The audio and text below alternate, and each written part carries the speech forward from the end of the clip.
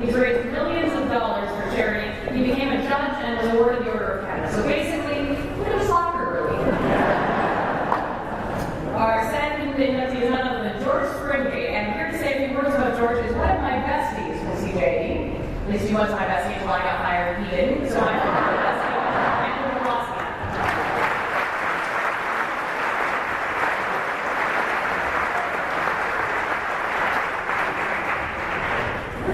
Thank you, and good afternoon, everyone.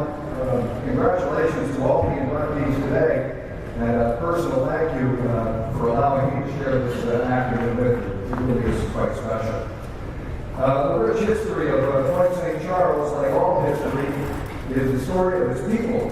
And we've gathered today, as you know, to honor some of the people who helped build the history and shape the future of this community. Among them is my friend George Springate.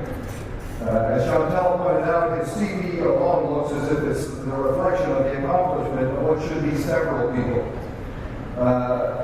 As a police officer in his early years, some of you may know, but at the same time, George went to university and ended up with 3 degrees in his back pocket. He was a captain of the varsity football team at the time.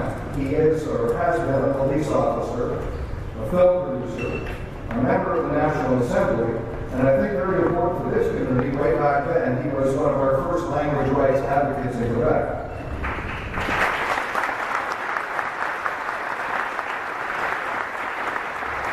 As a member of the Montreal Alouettes, again, as Chantal pointed out, he has a great ring. As a side story, we hope to see a great ring on your hand very soon. George was also a founding member of the Police Technology Program at John College, and for more than 30 years, as all this was going on, he was also teaching criminal law. He got into our business for a while and became a sports broadcaster, hosted his own television show, and eventually ended up wrapping up his long and illustrious career as a federal citizenship judge. He has won honors in literally every field of endeavor that he has put his mind to. And in this country, there's no higher honor than the Order of Canada, and he is a member. Quick story, personally. Back in 2008, the television show that I co-hosted and created shut down after about 10 years. And at the time, I was a little worried about my future. Quite literally, the very next day, the first person to call me was George Springate. And the first thing out of his mouth at the time was, "Andrew, I heard what happened. What can I do to help?" Well, as you can imagine, that phone call alone boosted my spirits, and more importantly, is a reflection of the man we are here to honor today.